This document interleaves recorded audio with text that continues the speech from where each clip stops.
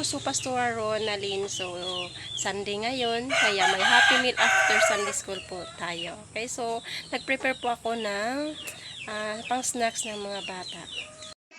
Okay, so ito na ang kanilang snacks ng mga bata after Sunday School nila. So may juice, puto cheese, maha blanca at kutsinta. Okay?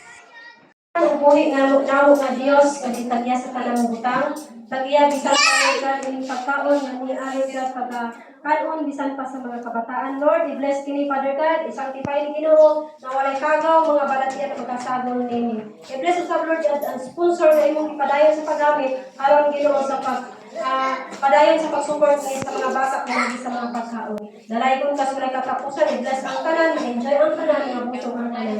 In Jesus' name, Amen.